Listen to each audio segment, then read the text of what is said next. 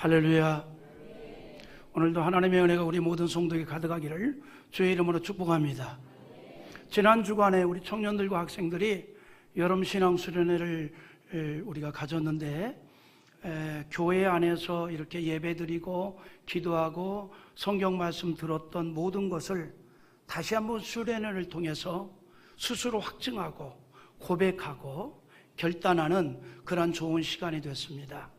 큰 은혜를 받았고, 제가 개인적으로 볼 때는 설교를 들을 때 다 자는 것 같고 특강을 들을 때 다 조는 것 같은데, 마지막 날 발표할 때 보면은 전부 설교 내용과 특강의 내용을 가지고 이렇게 주제를 삼아서 발표하는 거 보면 다 듣고 있었고 다 깨닫고 있었다는 것을 다시 한번 확인을 갖고 더 열심히 말씀을 준비하고 또 특강을 준비해야 되겠다 하는 생각을 갖게 되고, 우리 성도들이 많이 기도해 주셔서 이번 여름에도 우리 학생들이 정말 놀라운 그런 신앙의 고백과 또 간증 그리고 결단하는 은혜의 시간들이 되었습니다. 하나님께 영광의 박수 한번 합니다. 할렐루야.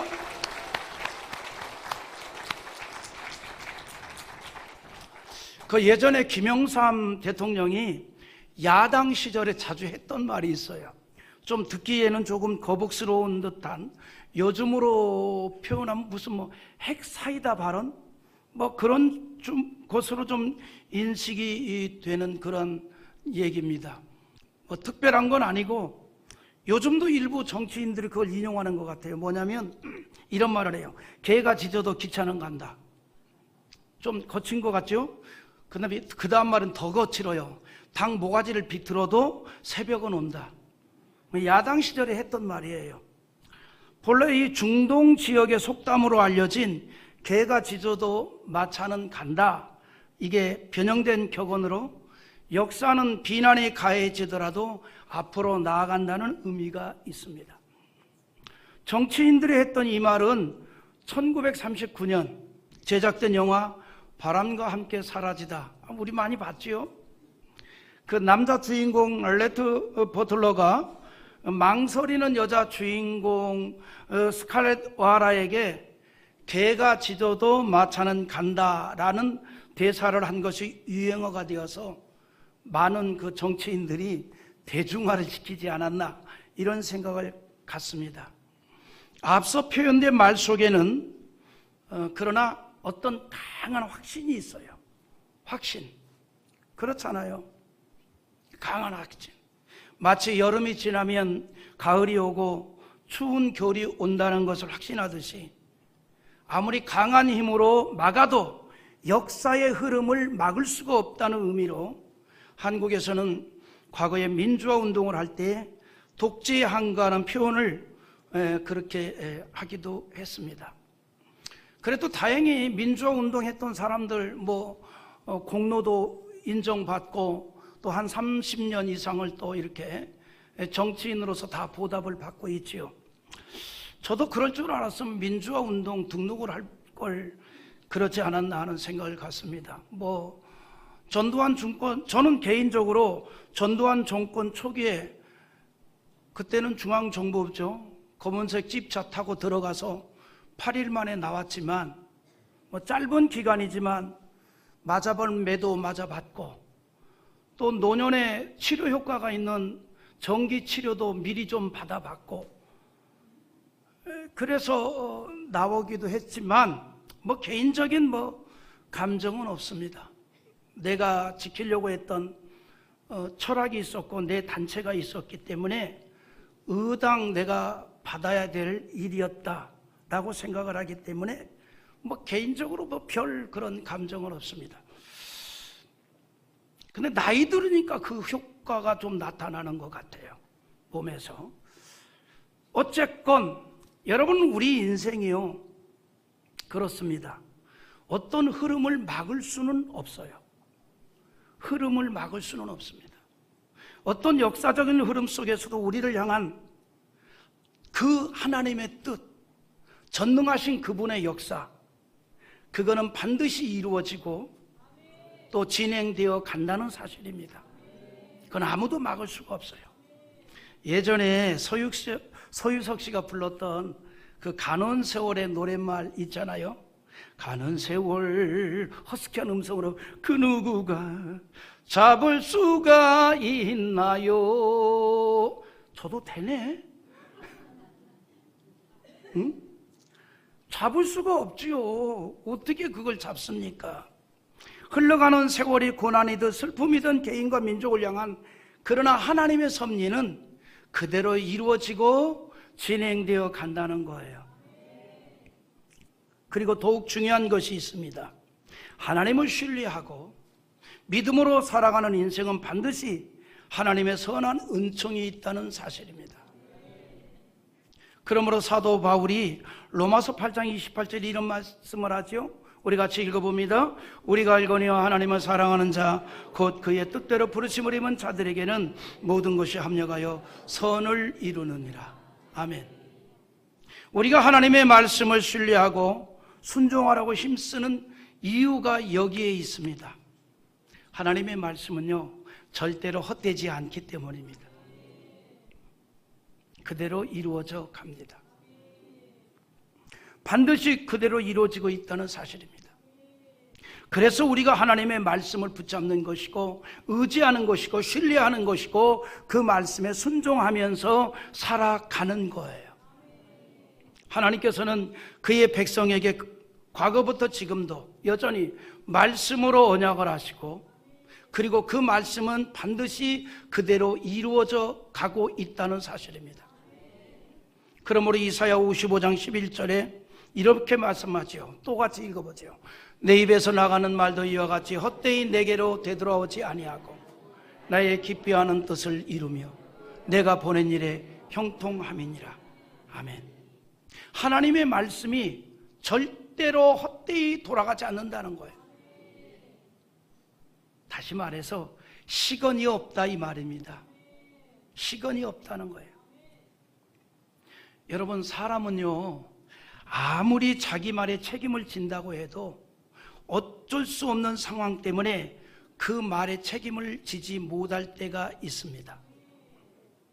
자신 있게 한 말을 지키지 못할 수 있다는 거예요. 그래서 인간이 연약하다는 얘기입니다. 물론 인간이 연약하다는 것을 변명 삼아 상황마다 다르게 말을 하는 사람이라면 당연히 신뢰할 수 없는 사람이죠.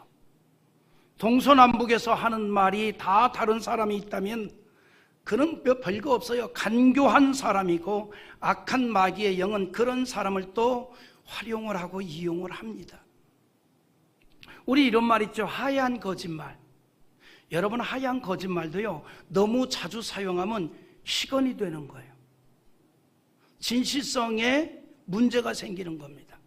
그러니까 하얀 거짓말도 자주 하는 거 아니에요. 음식을 먹었는데 대접을 받았어요. 집에 와서는 차라리 그냥 매운 라면, 컵라면을 먹을지언정 그 앞에서는 아주 잘 먹었습니다. 이거 예의잖아요. 이게 예의거든요. 근데 이런 하얀 거짓말을 너무 자주 하면 그것조차도 시건이 될 수가 있어요. 그래서 하얀 거짓말도 너무 자주 하면 안 돼요. 잔잔하지만 표현은 필요합니다. 그렇다고 예의를 갖추지 말라는 말은 아니죠. 우리 사람이 살아가면서 기본적인 예의가 없으면 짐승처럼 되는 겁니다. 예의가 없으면 짐승처럼 되는 거죠. 나이 먹어서 이런 말 하나? 아니에요. 사람은 어린아이건 노인이건 간에 사람이기 때문에 살아가면서 반드시 기본 최소한 지켜야 될 예법이 있는 겁니다. 언어적인 예법도 있고 행동의 예법도 있는 거죠. 그런데 너무나도 하얀 거짓말을 자주 하면 그 사람은 실없는 사람이 되는 거예요. 사단인 지금도 거짓의 영으로 역사합니다. 여러분, 뱀이 간교하기 때문에 사단이 그를 이용하여 아담과 하와를 미혹하여 하나님과 맺은 언약을 깨뜨렸습니다. 창세기 3장 1절 한번 읽어볼까요? 자, 3장 1절 시작. 그런데 뱀은 여호와 하나님이 지으신 들짐승 중에 가장 간교하니라. 뱀이 여자에게 물어 이르되 하나님이 참으로 너희에게 동산 모든 나무의 열매를 먹지 말라 하시더냐. 여기 뭐라고 얘기합니까? 여호와 하나님이 지으신 들짐승 중에 뱀이 뭐하더라? 가장 간교하대. 사단이 그걸 이용을 하는 거예요. 사단이 그걸 이용하는 거예요. 뱀에게 사단이 역사해서 말로 미혹하여 행위 언약을 파괴하도록 만들었습니다. 미혹한 말은 하와를 위하는 척하지만 실상은 죽음으로 몰고 가는 거짓을 말한 거예요. 선악을 알게 하는 나무를 먹으면 죽는 것이 아니라 하나님처럼 될 수 있다라고 하는 그러한 걸로 미혹을 했습니다. 이야, 하와에게 당신 말이야, 속지 마라. 선악을 알게 하는 나무의 열매를 먹으면 당신 하나님처럼 될까봐 하나님이 먹지 말라고 하는 거야. 그거 먹으면 당신도 하나님처럼 돼. 듣기만 해도 얼마나 기분이 좋아요. 하나님처럼 된다는데. 하나님처럼. 응? 그래 스스로 생각할 거 아니야. 그 말 듣고 뭐야, 내가 하나님처럼 될 수 있다? 얼마나 그 말이 달콤해요. 응? 근데 그것도 막연한 게 아니라 방법이 있다 이 말이죠. 그러니 현혹될 수밖에 없지 않겠습니까? 그러나 실상은 그 말은 어떤 말이에요? 거짓말이었고 하와를 위한 말이었고 아니라 하와를 죽이는 말이었단 말이죠. 그래서 하와를 미혹한 뱀을 성경은 뭐라고 하더라? 가장 간교하더라 이렇게 말해요. 가장 간교하더라. 여러분, 세상은요 여전히 악한 거짓의 영이 활동을 합니다. 여러분, 사기치는 사람이 처음에 나한테 접근할 때 어떻게 접근해요? 가장 나를 위하는 것처럼 접근하잖아요. 가장 나를 돕는 것처럼 접근하잖아요. 근데 결국은 진행되고 보면은 나를 망하게 하는 일이거든요. 나를 패망하게 하는 일이라 이 말이죠. 여러분, 사기치는 사람들 만나지 않아서 잘 모르죠. 내가 알려드릴게요. 저는 많이 만나봤어요. 사기는 안 당했지만 막 저를 도와주는 것처럼 찾아와서 얘기를 하는데 내가 거절하면요 그 표정이 어떤 표정이냐면 황금 알이 있는데 이걸 안 받는 어리석은 자를 바라보는 모습으로 저를 바라봐요. 안타까워가지고 이거 굉장한 건데 이 미련한 목사가 이 말을 안 듣네. 그런 표정이에요. 근데 그 말이 저를 위하는 것 같지만 저를 망하게 하는 것. 세상에 요즘은 목사한테 와서 사기치려고 그래요. 뭐냐면 목사님 이제 연세도 있고 노년을 준비해야 되니까 이 일을 하면 한 달에 얼마씩 또박또박 들어갑니다. 하품만 해도 그 돈은 들어옵니다. 제가 이렇게 말하죠. 나는 먹고 살만하니까 이 땅에 정말 춥고 배고픈 목사 많으니 그분들 도와드리시라고. 그랬더니 말을 또 바꿔요. 아니, 목사님이 선교사님들을 많이 돕고 어려운 목사 많이 돕는다고 하니 목사님도 이제 이런 일을 통해서 수익을 올려서 도우면 목사님 노년도 괜찮잖아요. 아니, 나 조금 있으면 지원하던 거 다 끊어버릴 거예요.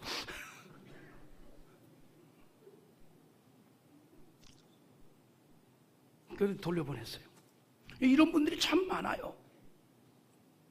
저를 굉장히 위하는 것처럼 얘기를 해요. 근데 결국은 나를 망하게 하는 사람들이거든. 옆에 있는 분들 쳐다보면서 그래도 당신은 나를 위하는 분입니다. 옆에 있는 분들은 다 이쁜 분들이야. 우리 신앙의 동역자들이고 기도의 동지들입니다. 할렐루야. 예전에 우리 그 민주화 운동했던 사람들 동지라 그러잖아요. 동지, 뜻을 같이 한 사람들. 어떻게 보면 우리는 동지예요. 신앙의 뜻을 같이 한 사람들이잖아요. 동지, 신앙의 뜻을 같이 한. 아멘입니까? 웃기는 얘기입니다만 저도 민주화 운동에 관련한 이야기를 하려면 밤이 새도록 할 이야기가 참 많은 목사입니다. 생략할 뿐이죠. 여러분, 이 세상은 여전히 악한 거짓의 영이 참 많은 활동을 합니다. 그래서 권력을 잡은 자들이 때로는 백성을 위한다고 하지만 오히려 백성에게 고통을 가져오게 할 수도 있습니다. 고통을 가져오게 할 수도 있어요. 그런 것들을 우리가 너무나 많이 보고 있잖아요. 김일성이 보십시오. 김일성이. 여러분, 우리가 들어서 알고 있잖아요.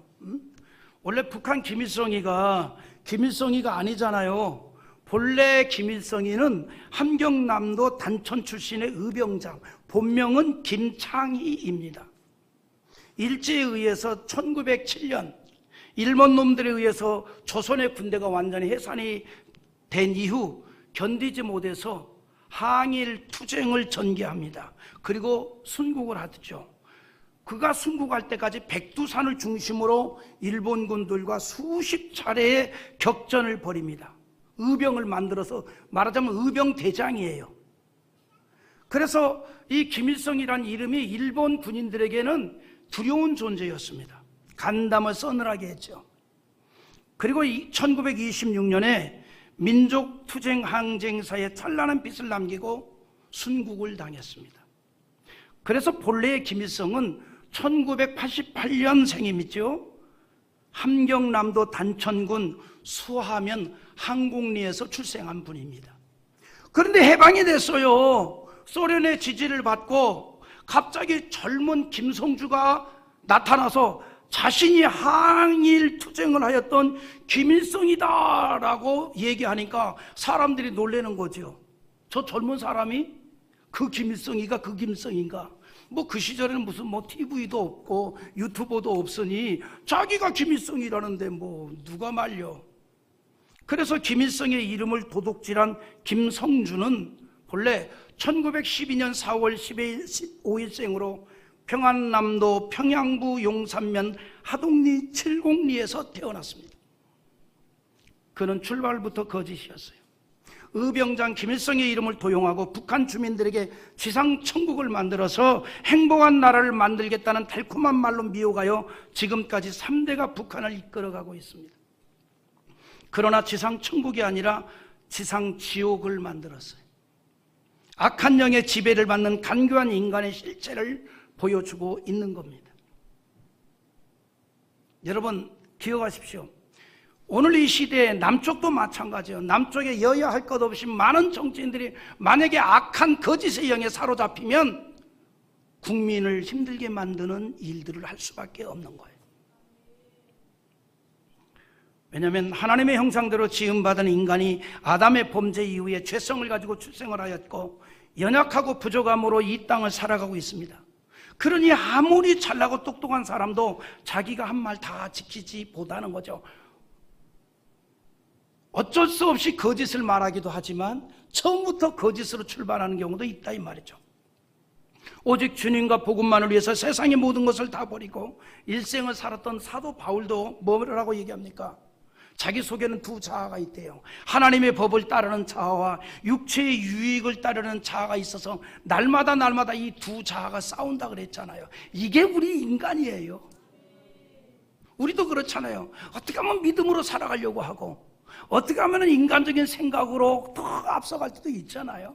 이게 인간이에요. 그래서 우리가 하나님의 도움이 필요한 겁니다. 신앙생활조차도 내가 하는 게 아니라 하나님의 도움이 필요한 거예요. 하나님의 은혜를 받아야 합니다. 하나님의 은총을 입어야 된다 이 말이에요. 사도 바울이 이런 고백을 합니다. 로마서 7장 22절과 3절 같이 봅니다. 내 속사람으로는 하나님의 법을 즐거워하되 내 지체 속에서 한 다른 법이 내 마음의 법과 싸워 내 지체 속에 있는 죄의 법으로 나를 사로잡는 것을 보는도다. 내 속에 두 자아가 있어서 싸운다는 거예요. 그래서 여러분 내가 자신 있게 한 말도 완벽하게 지킬 수 없는 상황이 될 수 있다는 얘기예요. 베드로처럼 다 주를 부인할지어도 나는 죽음의 길이라도 주의 길을 따라가겠나이다 외쳤지만 예수님을 3번이나 부인하는 연약한 모습을 보일 수도 있다는 거예요. 이렇게 말씀을 전하는 목사인 저조차도 완벽하게 주의 말씀을 따라갈 수 없다는 걸 고백하는 거예요. 하나님의 은혜가 필요하고 하나님의 도우심이 필요한 거예요. 우리 인생이 내 힘으로 되는 게 아니라 이 말이죠. 그런데 우리에게 은혜를 주시는 그 하나님은 어떤 분입니까? 전능합니다. 그 말에 오류가 없고 그 말씀은 반드시 이루어집니다. 그래서 우리가 고난을 당하게 되어도 우리를 향하신 하나님의 뜻은 그대로 진행이 되어진다는 사실입니다. 비록 고난을 당할지라도 우리를 향한 하나님의 뜻은 멈추지 않습니다. 진행되어 가고 있다는 거예요. 오늘 말씀이 그걸 말해주고 있어요. 하나님께서는 아브라함에게 언약하신 대로 아브라함의 후손이 큰 민족을 이루게 하고 인간 구원을 위한 도구로 삼기를 계획하였고 그 뜻을 그대로 이루어 가셨습니다. 그래서 야곱 즉 이스라엘과 그의 자손들을 애굽으로 이민을 하도록 하였습니다. 이스라엘 백성들이 애굽으로 이민을 갈 때는 70명이었는데 놀랍잖아요. 400년을 지낸 동안 큰 민족으로 번성했습니다. 그들이 430년에 출애굽할 때 전쟁에 나가 싸울 수 있는 젊은이들만 60만 명, 어린이와 노약자까지 합치면 한 300만쯤으로 추정을 합니다. 어마어마한 민족을 이루었습니다. 그래서 오늘 앞서 1절 한번 읽어봅니다. 시작. 야곱과 각각 자기 가족을 데리고 애굽에 이른 이스라엘 아들들의 이름은 이러하니, 자, 이들이 이제 7절 읽어봐요. 이스라엘 자손은 생육하고 불어나 번성하고 매우 강하여 온 땅에 가득하게 되었더라. 아멘. 사실은 1절은 야곱과 그 후손들 70명이 애굽으로 간 사건이고 7절은 번영된 이후의 사건을 말합니다. 번영된 이후의 사건. 근데 가득하게 되었더라. 그런데 참으로 놀라운 일이 있습니다. 사람은요, 일반적으로 자신이 거주하는 지역의 문화에 흡수되어 살아갑니다. 제가 언젠가도 얘기했지만 우리 미국에서 거주하는 이민 2세, 3세는요 한국 사람이 아니에요. 철학과 모든 게 이미 거기에 다 흡수돼 버렸습니다. 사람은 그 지역에 살면 그 지역의 성향으로 바뀌게 되는 거거든요. 여러분, 그래서 맹자의 어머니가 이 자식을 위해서 3번이나 이사를 했다는 맹모 삼천지교란 말도 있잖아요. 교육을 위해서. 그런데 여러분, 되는 사람은 어디다 갖다 놔도 함부로 어두운 세상에 물들지 않습니다. 되는 사람은 어디다 갖다 놔도 함부로 물들지 않아요. 애굽의 후손들이 400년 동안 살았던 애굽은요 우상으로 가득했던 나라였고 그 모든 문화가 우상 숭배적인 문화였습니다. 오죽에 쓰면 탈무드에 그런 말이 있잖아요. 하늘에서 우상 10개가 떨어졌는데 10개 중에 1개가 전 세계로 흩어졌고 9개가 애굽으로 다 쏟아졌다. 애굽의 문화는요 문화 자체가 우상 문화예요. 우상으로 가득한 문화입니다. 그런데 거기서 400년을 사는 이스라엘 백성들이 그 문화에 물들지 않았다는 거예요. 이게 놀랍지 않아요? 400년을 살았는데 비록 그들이 나그네의 삶을 살면서도 그 땅의 문화에 물들지 않았다는 겁니다. 아멘. 웃기는 얘기인데 그 전에 제 이제 돌아가신 은사 중에 한 분이 광주고등학교를 졸업한 분이 있습니다. 그리고 미국 유학을 갔다 온 분인데 이분은 전라남도 광주에 대한 자긍심이 예수님 다음으로 높은 분이에요. 그래서 절대로 강의 시간에 표준말을 안 써. 오리지널 전라도 광주 사투리를 사용합니다. 그래서 내가 그 강의를 들으면서 광주 사투리를 배웠어. 굉장히 자긍심이 높아요. 더 중요한 게 있어요.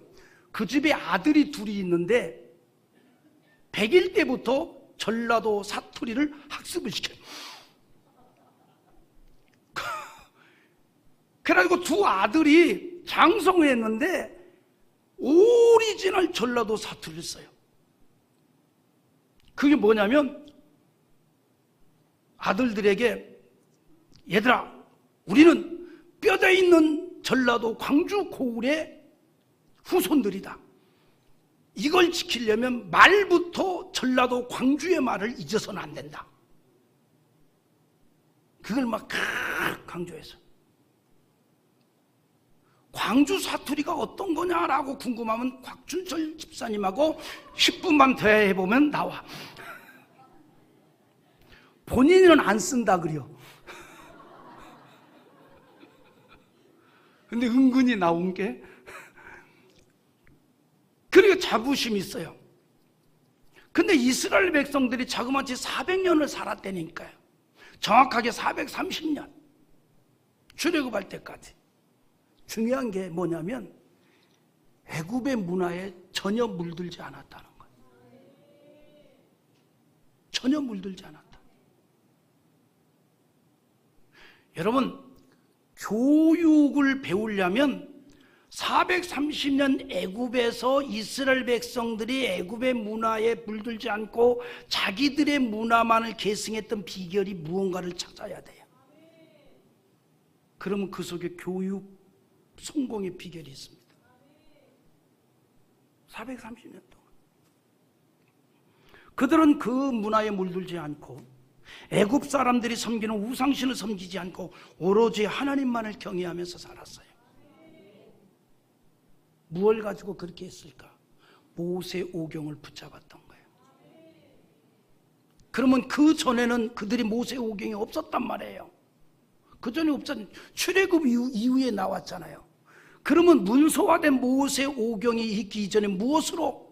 구존으로 계승된 야훼 하나님의 신앙을 붙잡았던 거예요. 그 야훼 하나님의 신앙 하나로 430년 동안 자기들만의 문화를 유지해 나갔던 겁니다. 자기들만의 문화를. 그들은 애굽이 정착지가 아니고 언젠가는 그곳을 떠나서 하나님께서 약속하신 땅으로 갈 것을 믿었습니다. 요셉의 유언을 통해서도 후손들에게 그것에 대한 확신과 소망을 줬어요. 그러니까 여러분, 요셉의 유언을 통해서도 이곳을 떠날 것을 얘기합니다. 여러분, 창세기 5장 24절 한번 읽어봅니다. 시작.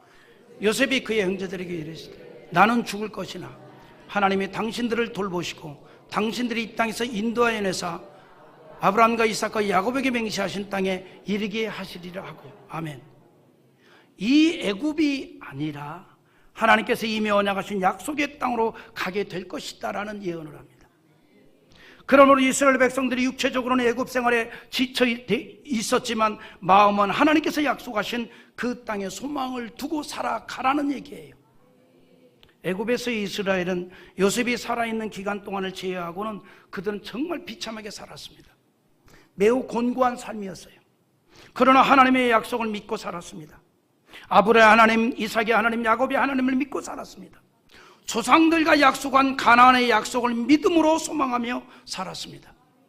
그러므로 이스라엘 백성들은 종으로 고통 중에 있으면서도 오로지 하나님을 경외하면서 살았어요. 요셉이 죽은 후에는 새 왕이 출현하여 이스라엘 백성들을 학대하고 무거운 짐과 억압된 삶으로 힘겨운 삶을 살았지만 그럼에도 여호와를 향한 신앙으로 살았습니다. 이스라엘은 애굽에서 아주 긴 세월 종살이를 하였습니다. 오늘 말씀에 애굽에서 종살이를 하게 된 이유를 말해주고 있습니다. 직접적인 이유는 요셉을 알지 못하는 새 왕이 일어났기 때문이라고 8절에서 요셉을 알지 못하는 새 왕이 일어나 애굽을 다스리더니 라고 했습니다. 요셉에 대해서 알지 못했다는 말은 요셉이 애굽에 끼친 공헌만이 아니라 요셉이 섬기는 하나님을 알지 못하는 왕이었다 이 말입니다. 요셉은 애굽만이 아니라 그 주변 사람들을 위기에서 건진 위대한 인물입니다. 큰 공헌을 했습니다. 뿐만 아니라 요셉이 섬기는 하나님을 확실하게 증거했습니다. 그러나 이제는 요셉을 모르는 것처럼 요셉이 섬기는 하나님에 대해서도 모르는 새로운 왕이 세워졌다 이 말이에요. 여러분, 인간의 역사는 변합니다. 인간의 역사는 잊혀져 가고 새로워져 가는 것입니다. 그래서 다스림의 역사도 변합니다. 권력도 영원하지 않고 물질도 영원하지 않습니다. 인간의 삶이 그렇다 이 말이죠. 그래서 우리가 항상 겸손하게 절대자 여호와를 의지하고 찾아야 하고 그의 뜻을 묻고 살아가는 신앙적 인생이 되어야 할 이유가 여기에 있는 겁니다. 야고보서 4장 14절에 이렇게 말합니다. 내일 일을 너희가 알지 못하는도다. 너희 생명이 무엇이냐? 너희는 잠깐 보이다가 없어지는 안개니라. 이게 우리 인생이래요. 잠깐 보이다가 사라지는 안개 같은 인생. 야곱과 그의 자녀들이 애굽으로 이민을 할 때는 잘 살아보려고 왔어요. 기대도 했습니다. 왜냐하면 요셉은 애굽 왕의 절대적 신임을 받고 있었잖아요. 신임만 받은 것이 아니라 권력도 가지고 있었습니다. 그래서 요셉의 형제들은 기대가 되었을 겁니다. 그러나 그 영화도 잠시였습니다.